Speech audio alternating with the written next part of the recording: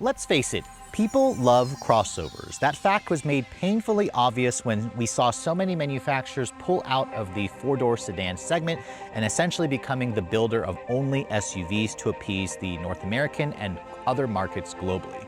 Now let's say you're looking to get out of your dingy old Honda CR-V or Toyota RAV4. I know most of you are probably driving one that's probably a decade, maybe even 2 decades old, and into something nicer. Well, that's where the compact luxury crossover comes into play, and both Mercedes and Genesis are no strangers to this segment. Mercedes have been playing in the space for well over a decade with the GLC, and while Genesis is a newer luxury upstart, the company first introduced the GV70 back in 2021. So if you guys are looking to replace your old mainstream crossover into something a little more luxurious and you have roughly $70,000 to spend, the big question I answered, does Mercedes or Genesis deserve your hard-earned dollars? Stay tuned to find out.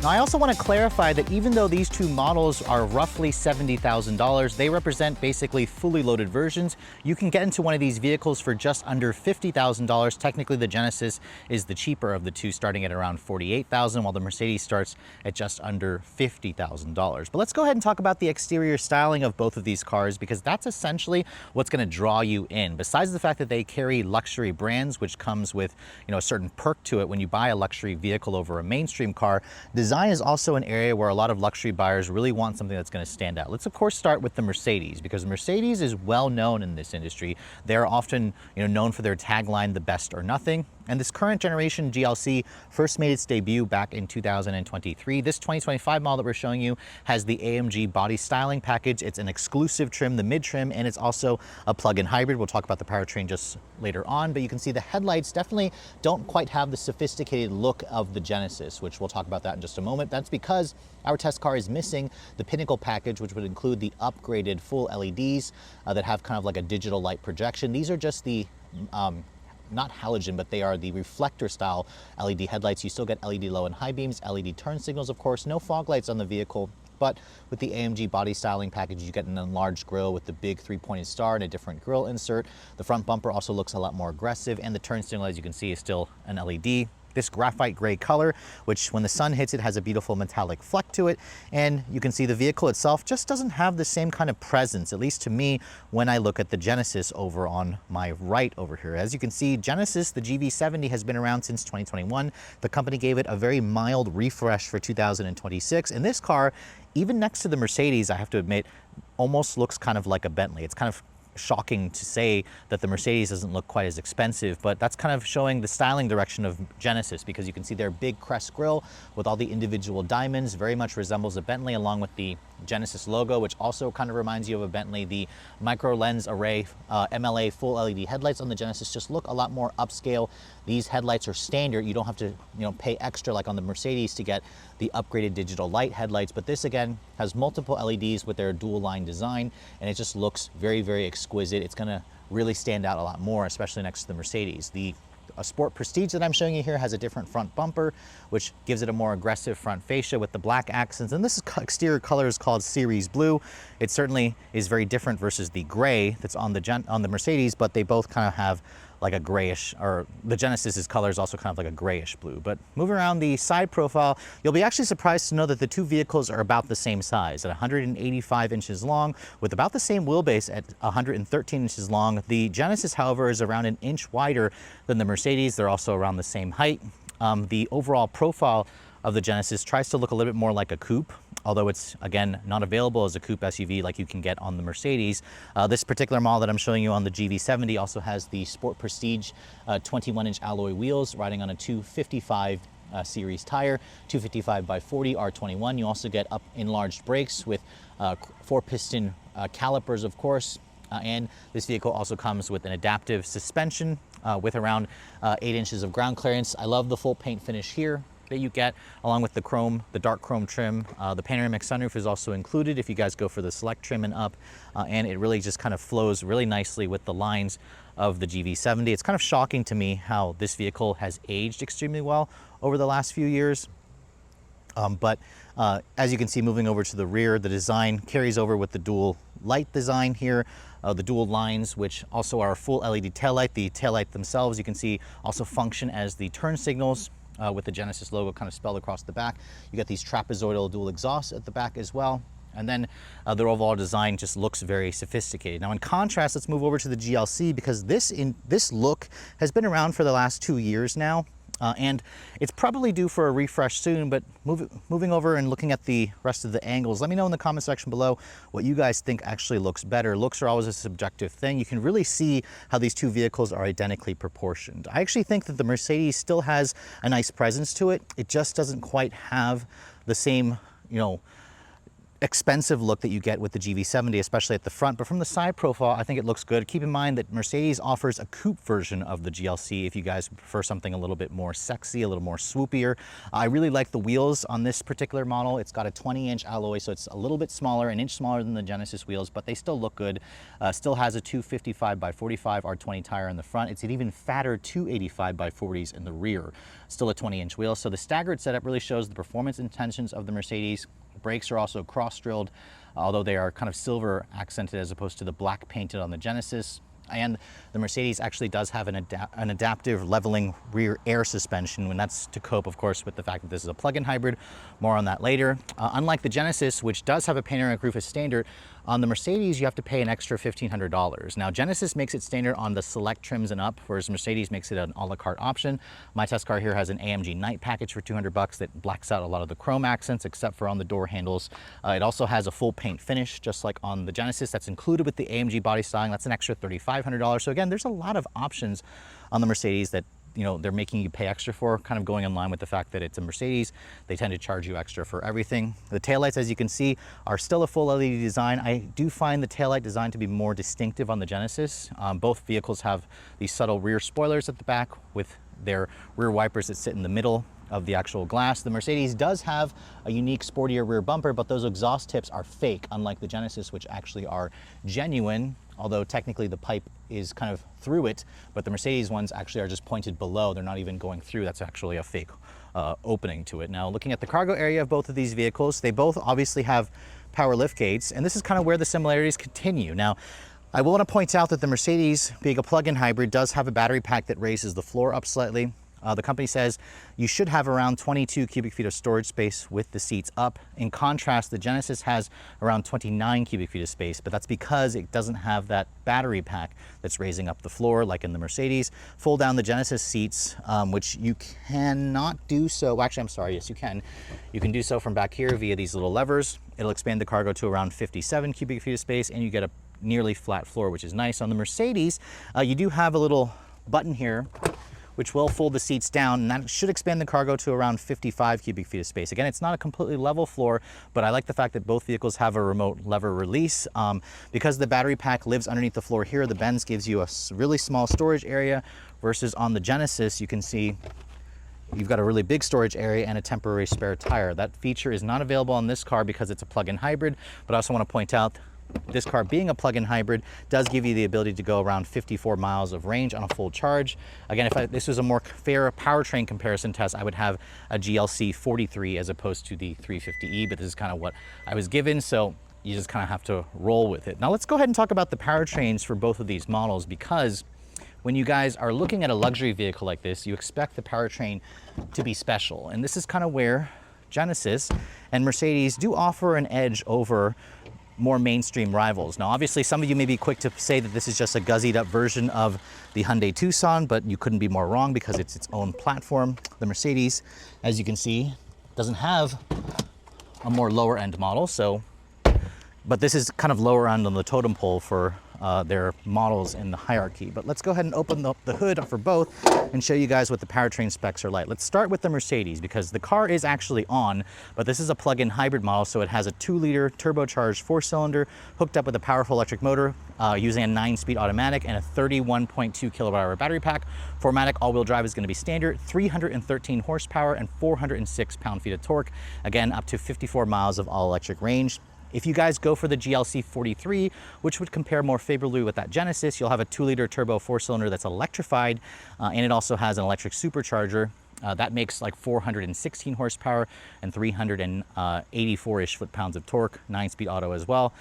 Fuel economy for this model is 22 in the city, 28 on the highway, about 25 combined. You'll be doing a little over 400 miles of range on a full tank. Mercedes says 0 to 60 happens in 6.3 seconds. We got 5.9 in our actual testing. So again, this is pretty quick, but it's actually slower compared to the GV70 because as you can hear, the engine is running. You have a 3.5 liter twin turbo V6. The V6 makes 375 horsepower, 391 foot-pounds of torque, all going out through an 8-speed automatic with the company's H-Track all-wheel drive. The engine is longitudinally mounted just like on the Mercedes because this is a rear drive architecture, even though there's no rear drive model. Fuel economy is a little paltry at 18.25. But the fact that this offers a V6 is really nice because if you can believe it, the Mercedes doesn't even offer 6 cylinders. All of them come with 4 cylinders under the hood, even if you guys go for the fully loaded GLC-63S e-Performance, which is also a plug-in hybrid. Now this model here, we got a 0 to 60 of 5.3 seconds, so it's technically faster. But if you go with the 43 AMG model, that version will actually do 0 to 60 in like 4.1 seconds when I had a chance to test it out. So clearly the Mercedes is faster if you guys actually are looking for bragging rights there. Both of the curb weights are also going to go to the Mercedes. This is around 5,100 pounds. This is around 4,700 pounds. The Genesis is rated to tow up to 3,500 pounds. The plug-in hybrid of the GLC is not, however, so you have to, again, step down to get a tow rating of up to 4,400 pounds on certain models. But again, the two cars couldn't be more different. I do want to point out that Mercedes offers even more choices versus Genesis, especially if you guys are looking for electrified hybrid power or an even higher performance model. But there are rumors that Genesis is going to do a performance division called Magma, and we'll see if that eventually shows up in the coming years. Now, exterior styling is always very subjective, but what about the interior? This is probably where you're thinking that Mercedes will kind of be the runaway winner here. So let's first start off by showing you the interior of the latest Mercedes-Benz GLC class. Now, as you can see, my particular test car has that graphite gray exterior with the optional power red leather interior. So it's kind of like a two-tone red and black interior. You can get an upgraded Napa leather, but that's an extra $1,000. These seats are already an extra $1,600. They are heated and ventilated, but I also want to point out the ventilation part is an extra $740. So it's technically extra. The MBUX that you're hearing will occasionally hear me speaking and it'll be annoying and ask how it can help. And most of the times I'm just telling it to shut up. But looking at the door panels, you can see it's got the leather stitching here with the red accents. It's got beautiful ambient lighting. The seat controls are located on the doors. You also have 3-person memory on the driver and on the passenger side, which is kind of a nice touch. There's a 15-speaker Burmester stereo, and this lower portion of the door panel here is hard touch plastic. But overall, the interior certainly makes a great first impression. Let me just kind of get in and show you guys what that space is like. Once you're in here, you can see Mercedes really has done a great job with their latest tech. You can see this is technically their less crazy tech that you find in the GLC. So you have an 11.9-inch display here for the center stack running MBUX. It has wireless CarPlay and Android Auto, of course. You have an 11.9, and then you have a 12.3-inch display here for the instrument panel. This is pretty much what you expect to find in most modern cars. There's beautiful leather from the door panel coming onto the dash. You also have this metal weave trim that's included with some aluminum trim. Love the dash vents, which have a very satisfying click, high quality feel to them. The vehicle is a plug-in hybrid, so anytime you start it up, it doesn't actually have any engine noise because it runs off the battery pack. You also have dual zone climate control. Your drive mode selector is here. Love the metal weave trim here, and everything just kind of feels high quality. It smells high quality. The fit and finish seems good. In fact, there is a little bit of creakiness to this interior, but for the most part, everywhere you touch is going to be really nice. The seats also are pretty comfortable. They have good bolstering to them. The cooled seat also works really well, but I will say that I want to try out a model that has the Napa leather because this leather could be a little bit softer padded, but that's something that I noticed only getting out of the Genesis. The stereo system also sounds really good, and if you put the vehicle into reverse, you can see there's your backup camera with trajectory, distance markers. The quality and the resolution is also about what you'd expect it to be. You can also kind of do a perimeter scan around the vehicle, and this is kind of what you expect when you buy a luxury car like this. You can really see the detail when you start swarming or I guess rotating around the vehicle if you need to see what you're going to hit or what you're not going to hit. So again, that's always a really good plus when you guys go for a luxury brand. The glove box you can see is damped and lined with felt. It's actually huge, and you get some additional storage here with a wireless phone charging pad, 2 USB-C charging ports, and then more USBs in here. My test car though has an advanced USB package for an extra $300 that kind of rolls that in. No massaging seats are available on this car, but what Mercedes does offer is their seat kinetics, which adjusts the seats like every few seconds to kind of decrease fatigue. The ambient lighting in this car is also very intricate, multiple different colors and effects. I love it in the ultramarine here, but you can kind of change it to like racing yellow, racing orange. It's all, you know, very cool. There's even like a Venice pink if you want to go even more bold with the lighting in here. I really like the ultramarine though, kind of a nice contrast with the blue and the red. So overall, the interior of the Mercedes is also very, very nice. Now in contrast, let's go ahead and hop into the Genesis interior, because this is where some of you may be thinking it's not even gonna compare. This is a guzzied up version of a Hyundai, but opening up the door, you can really see how beautiful the interior is of the Genesis. First of all, on this Sport Prestige trim, you have their premium Napa leather already included with the contrast diamond quilting and cross stitching as well, the contrast stitching and piping. I also love how you have this vanilla beige with this kind of like gray two-tone. And you also have these orange seat belts, which are awesome. You can get red seat belts on the Mercedes, but my test car obviously did not have them. But overall, this just looks a lot more luxurious, and the infotainment screen also looks a lot more impressive. The door panel has the same beautiful leather and contrast stitching as well with the ambient lighting, aluminum trim. There's a 15-speaker Bang & Olufsen stereo, and the carbon fiber trim that you see here is genuine, which contrasts nicely with the interior. The Mercedes had a metal weave interior. You can see this lower portion has a soft touch injection molded plastic, which is nicer versus the hard plastic that you saw in the Mercedes-Benz. Now, the seats do have a heat and ventilation function as well, and you also get an ergo motion massage. That's something you don't have available on the Benz, so keep that in mind. Again, there's a lot of upscale touches that you would think the Mercedes would have, but the Hyundai, or the Genesis does instead. Now, getting inside, you can hear the step-in height is nice and low, or nice and easy, just like on the Benz. When I shut the door, I do find the thunk on the Genesis to be more satisfying. So that gives me a higher impression of quality, which I wasn't expecting to say for a Genesis. But once you're inside this cabin, you can really see just how beautiful this looks. It also smells really nice in here. It smells expensive. The build quality is fantastic. The quality of the materials is also right on par with the Benz. And then you can see Genesis gives you a much more intricate looking and much more, I guess, well laid out infotainment system. This is basically one screen. It's a curved 27-inch OLED display, so it's technically one screen versus two separate screens on the Benz. The dash vents have a more interesting design to them, although I think the Benz looks better. But what I am noticing is the dash is lower on the Genesis, so it's kind of easier to see out of with this vehicle and easier to drive. Beautiful leather coming across here. That's the problem with beige leather, is it kind of shows dirt pretty easily. But this system also has wireless Apple CarPlay and Android Auto. It's got built-in GPS. You can also change the way this looks by changing out the drive modes. You can kind of change that, or you can also push this button here. It'll kind of change the look of this, or I'm sorry, push this button here. That'll change the look of it. So, or maybe it's this button here. There we go. You can change the look of the gauges there to go to like a more digital or a more traditional look. I personally like the digital look a little bit better. Heads-up display is also on this model. It's optional on the Mercedes. My test car is missing it. And this vehicle also has a power tilt telescoping wheel. Love the flat bottom design. I think the steering wheel looks better on the Genesis because you have actual hard buttons. You get paddle shifters as well, just like on the Mercedes. And this vehicle has their latest driver assistance tech, which offers hands-off driving for a very short amount of time. Both of these vehicles technically don't offer full hands-free driving capability like you might find on some competitors. Now, when you put the vehicle into reverse, the drive selector is here on the dash as opposed to on the column for the Mercedes, but you have trajectory distance markers. This vehicle also, just like on the Benz, offers a full 360 perimeter scan. Now, I will say, I think the Mercedes has a better looking quality resolution, but this is still not bad. This is pretty much what Mercedes used to do a couple years ago, so the company has kind of stepped it up a little bit there, but this is still very good. It's not horrible. You just kind of notice the differences when you step in and out of each vehicle. You have a touch panel here where you can control the heated and cooled seats. You've got triple zone climate control, which is also a nice touch versus the dual zone in the Benz. And you can see beautiful carbon fiber trim here. This is a dial to control that if you guys don't want to touch the screen. You've got cup holders here, a wireless phone charging pad. I kind of like the layout of this a little bit better, where it doesn't have that big bin that closes like on the Benz. This is also a padded center console. Open it up, you have two more USB-Cs. Storage, center console storage, however, is not as big as on the Mercedes, but I do like this feature where you can move the passenger seat via these buttons here, so that's pretty nice. I find the seats to be more comfortable in the Genesis.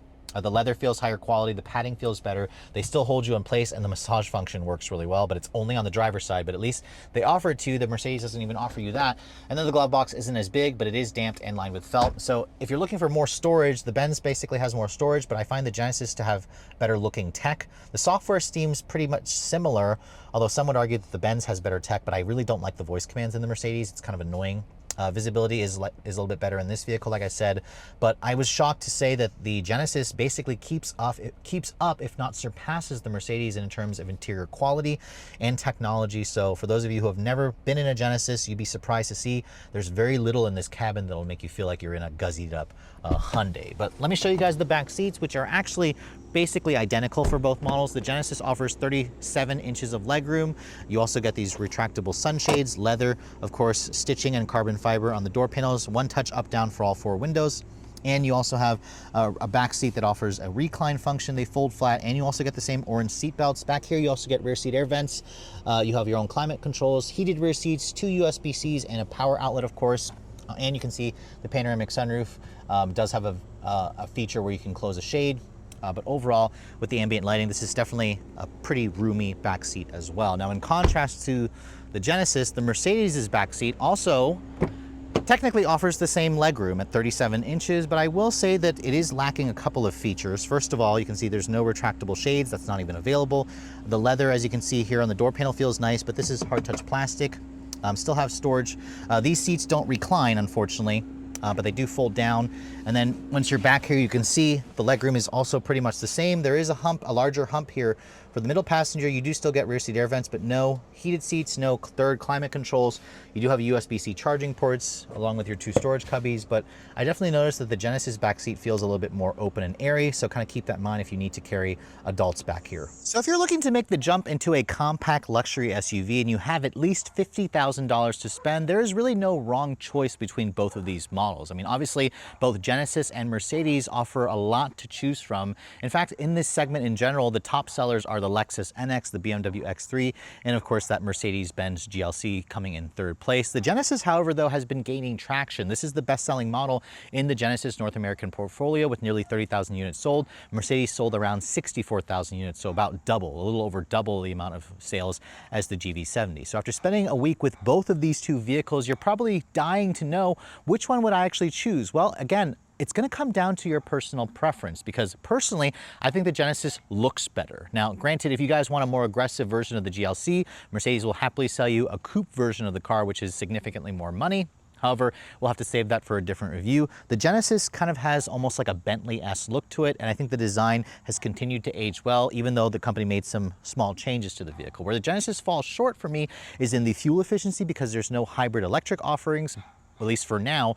Genesis has promised that that's coming at some point, but the twin-turbo V6 delivers a satisfying engine note. It also delivers satisfying acceleration, although technically it's not as fast as the GLC equivalent, which would be the 43. The Genesis is around a second slower in the 0 to 60 mark. It's also going to get significantly less gas mileage. Now, in terms of the handling dynamics, this also is leaning more towards sporty, but it also still has a comfortable ride thanks to its adaptive dampers. Now, in contrast, the GLC also offers a lot to choose from here, because there's a lot more powertrain options, especially if you want something that's electrified. The plug-in hybrid portion of this is actually very, very enticing, because you can go up to 54 miles of electric-only range. I was managing to go around 60 miles in my actual testing. We got 0 to 60 in 5.9 seconds versus 5.3 seconds in this vehicle. Again, if this was the AMG version, it would be around 4.2 seconds, so around a second faster versus this car. The 2 vehicles, for me at least, rode pretty much identically, although the Genesis felt a little bit more sporty. The Mercedes' interior was also pretty quiet.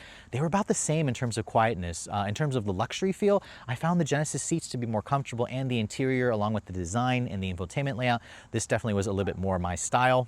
But again, that doesn't mean that the Mercedes is bad. It's just going to come down to your personal preference. Now, in terms of pricing, this model here, as tested, is $72,500 basically. This model here is around 74 grand. So the 2 vehicles are essentially on top of each other, and that's precisely why I felt the need to compare them, because even though, you know, the Mercedes starts a little bit more, it's a little bit more expensive. The Genesis used to be significantly less expensive, but at the same time, they've gotten a lot better, which has also caused them to charge more. In all honesty, the Lexus NX, you can get into like a Japanese brand for about $10,000 less, but Genesis is really offering a lot here, you know, to kind of make it feel more like a European luxury player. So for my money between these 2 vehicles here, I would personally choose the Genesis. I think it's the better vehicle to drive and live with. It has more comfortable seats. It has better handling dynamically. I like the styling of the vehicle more, and it's also a little bit less expensive with a better warranty to boot. But that doesn't mean that I wouldn't choose the GLC. I would just choose a different model, because the 43 AMG has significantly more sportiness and performance than this vehicle, but it's also going to cost around $10,000 more.